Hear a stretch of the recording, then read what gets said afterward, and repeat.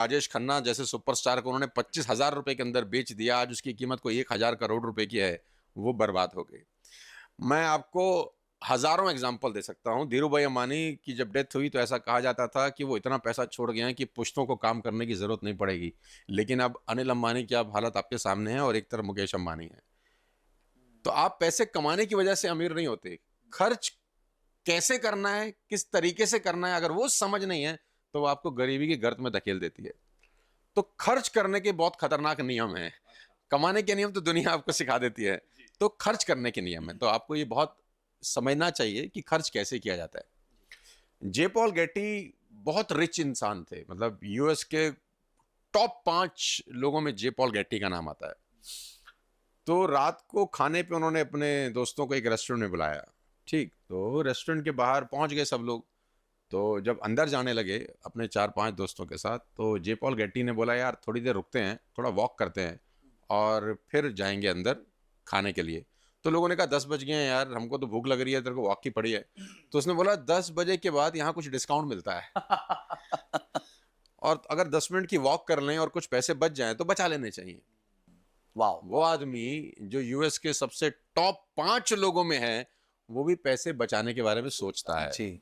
लेकिन हमारे यहाँ पर लोग ऊल जलूल खर्च करते हैं। बावजूद उन्होंने बहुत पैसे कमाए, लेकिन उनकी बाल्टियों में इतने छेद हैं, इतने सुराख हैं कि बाल्टी कभी भरती नहीं है। तो बहुत सारे कारण है। पैसा कैसे खर्च किया जाता है ये बहुत इंपॉर्टेंट रोल प्ले करता है आपकी लाइफ के अंदर। दूसरी, बहुत सारे लोगों को बेसिक फाइनेंस की जानकारी नहीं है। बेसिक फाइनेंस क्या होता है, ना तो स्कूल पढ़ाता है, ना कॉलेज पढ़ाता है, ना यूनिवर्सिटी पढ़ाती है।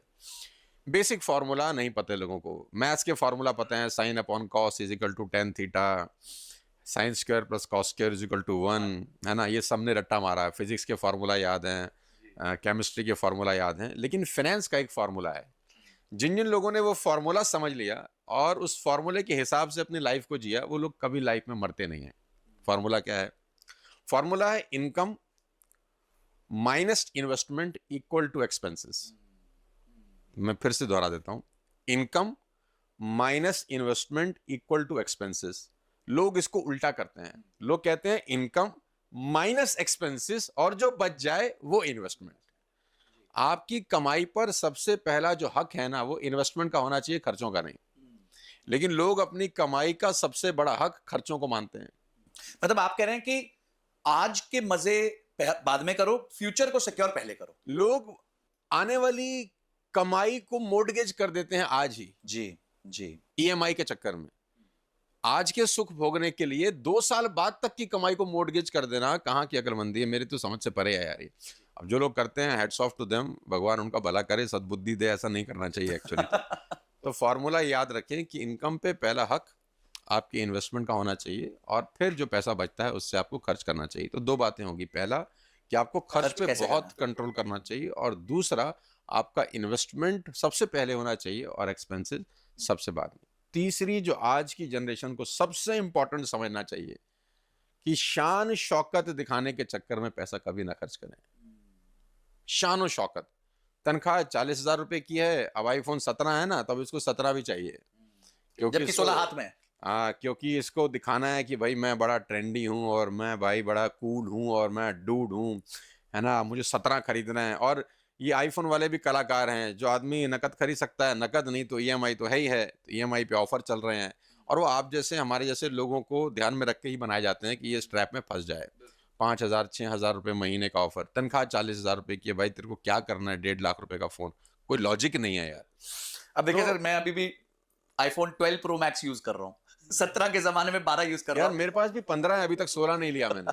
बिल्कुल, मतलब अगर जरूरत ही अभी नहीं भी है। मेरे पास 15 है, 16 नहीं है। मैं 1 साल के ब्रेक के बाद चेंज करता हूँ, मैं भी कंटिन्यूसली चेंज नहीं करता हूँ। अच्छा, ये वो लोग हैं सोनू सर के लिए बहुत आसान है, आईफोन पहले दिन से पहले भी उनके घर पे आ जाएगा, ठीक है, बहुत आसान है, बट फिर भी वो नहीं लेंगे। आप बिलीव नहीं करेंगे, आईफोन 16 मुझे कम से कम 1, दुबई 2, 3, 4 लोगों ने आईफोन 16 मुझे गिफ्ट किया। ओह। आई वॉज इन दुबई, मेरे एक दोस्त ने मुझे गिफ्ट किया जब मैं वापस आ रहा था। मैं एक यूनिवर्सिटी में, मेरे एक बहुत अच्छे दोस्त हैं, उनके बहुत कज़न यूएस में काम करते हैं एप्पल के अंदर। व्हेन आईफोन 16 लॉन्च हुआ तो उन्होंने मुझे वहाँ से मंगवा के गिफ्ट किया। एक मेरे दोस्त दिल्ली में है, उन्होंने मुझे गिफ्ट किया, और एक मेरा बहुत क्लोज दोस्त है, उसने मुझे गिफ्ट किया। 4 आईफोन 16 मेरे पास थे, और यू विल नॉट बिलीव वो चारों के चारों मैंने बेच दिए। ये भाई ये होता है पैसे बनाने का और मैनेज करने का अब टेक्निक। अब ये समझ, अगर ये बात वहां तक पहुंच जाएगी तो भाई मेरे पास और सीक्रेट्स रिवील्ड। तो कहीं फंस ना जा रहे यार, तुमने बेच दिया। तो भाई सच तो ये है कि वो 4 आईफोन 16 मेरे पास थे, मैंने चारों उससे भी आपने 6 लाख का रेवेन्यू जनरेट कर लिया। मैंने चारों बेच दिए, और आईफोन 15 जो मेरे पास था मैंने उसको यूज किया, अभी भी यूज कर रहा हूँ। आईफोन 17 आ गया, मैं पहले दिन ले लूंगा जी, बिकॉज आई अफोर्ड, और मैं एक साल में इसको फिर भी आप एक स्किप मार रहे हैं, मतलब बड़ी बात यह है कि आप अफोर्ड कर सकते हैं, फिर भी आप एक अब स्किप वो इसलिए मैं मार रहा हूँ क्योंकि मैं बड़ा रफ एंड टफ यूज करता हूँ अपने फोन को, मैं केयरलेस हूँ इस मामले में। उस पर स्क्रैच लग गए हैं, मैं स्क्रीन गार्ड लगाता नहीं हूँ, मेरा फोन नंगा का नंगा रहता है, ना आगे कवर होता है ना पीछे कवर होता है। अगर आप देखेंगे तो मैं दिखा सकता हूँ, मेरा फोन दिखाना यार जरा। तो ये मेरा फोन है, इसमें कोई स्क्रीन गार्ड नहीं है, इसमें ना आगे कोई स्क्रीन गार्ड लगा है ना पीछे कोई स्क्रीन गार्ड लगा है। तो लोग मुझसे पूछते हैं यार ये क्यों, तो मैंने कहा भाई मैं दिल नहीं लगाता इन चीजों पे इस पे दिमाग लगाता हूं। तो जिन चीजों पे स्क्रीन गार्ड लगाना चाहिए वो रिश्ते होते हैं, वाह, वो चीजें नहीं होती। बहुत लोग रिश्तों पे स्क्रीन गार्ड नहीं लगाते, चीजों पे स्क्रीन गार्ड लगाते हैं जो 1-1.5 लाख की हैं। मेरा असूल है कि रिश्तों पे स्क्रीन गार्ड लगाओ कि वहां स्क्रैच ना पड़े। ये तो साला चेंज हो जाएगा, जब दिल चाहूं तब चेंज कर सकता हूं। ब्यूटीफुल। तो मुझे पता है दिमाग कहाँ लगाना है और दिल कहाँ लगाना है। जी, तो तीसरा था कि आप दिखावे के लिए पैसा खर्च ना करें, उल जलूल चीजों में पैसा खर्च ना करें। अगर आपका गुजारा 10 में चलता है तो आप कोशिश करें उसको 8 में चलाने की। भविष्य के लिए पैसा सेव करना बहुत जरूरी है। हमारा इंडियन कल्चर इसीलिए आज इतना जड़ें उसकी मजबूत हैं क्योंकि उनको सेव करने की आदत है। हमारे बड़े बुजुर्ग माएँ हमारे घर की, आपको पता होगा डिमोनेटाइजेशन में कितना पैसा निकला, बिकॉज हम लोग सेव करने के आदी हैं। आप साउथ में चले जाएं, जितना गोल्ड साउथ में है उतना गोल्ड शायद दुनिया में नहीं होगा, because they are the best savers in the country. उसकी तनख्वाह 20,000 रुपए की होगी लेकिन आपसे ज्यादा मेरे ज्यादा गोल्ड होगा उनके घर में। इसीलिए उनकी जड़ें बड़ी मजबूत हैं। इसीलिए जरा सी ऑब्स्टिकल जब आता है या फाइनेंशियल चैलेंज आते हैं तो वो लोग परेशान नहीं होते। हमारे यहाँ जरा सा फाइनेंशियल चैलेंज आता है तो बाल खड़े हो जाते हैं। क्यों? क्योंकि सेविंग ही नहीं है। सही कह रहे हैं, सही कह रहे हैं। तो ऊल जलूल चीजों पे पैसा कभी भी ना खर्च करें। मैं तो इतना लुल आदमी हूँ, मतलब मुझे तो कभी कभी लोग बोलते हैं कि भाई कुछ अच्छा, ऐसा नहीं कि मैं कोई कंजूस हूँ, मतलब इसको मिसअंडरस्टूड नहीं करना चाहिए। मैं कंजूस नहीं हूँ एक्चुअली, मेरा नेचर ही नहीं है अब कि मेरे को खान सर की एक बात बड़ी अच्छी लगती है, मुझे अभी मेरे साथ थे तो उन्होंने कहा कि यार जब खरीदना चाहते थे तब पैसे नहीं थे, आज पैसे हैं तो चाहत खत्म हो गई।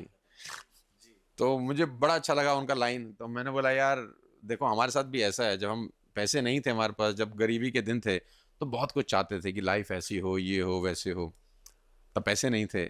आज पैसे हैं तो साला इच्छाएं खत्म हो गई हैं कि मिल जाए तो अच्छी बात है, नहीं मिले तो कोई तकलीफ नहीं है, 15 भी चलता रहेगा तो भी कोई तकलीफ नहीं है। तो एक स्टेज के बाद ये चीज़ें आपको समझ में आनी शुरू हो जाती हैं। बेटर है कि आप जल्दी समझ रहे हैं। सर, सफलता जो है उसमें एक सबसे बड़ा चैलेंज आता है कि आप विफलता को कैसे मैनेज करते हैं, क्योंकि सफल तो वही हो सकता है जो विफलता वाली स्टेज को पार कर पाए। तो आपने इस किताब में विफलता को मैनेज करने के कुछ स्तोत्र दिए हैं, या आपके लाइफ में आप कुछ स्तोत्र यूज करते हैं जिससे विफलता के बारे में जो है आपको जितना विफलता सिखा सकती है उतना सक्सेस कभी नहीं सिखाती।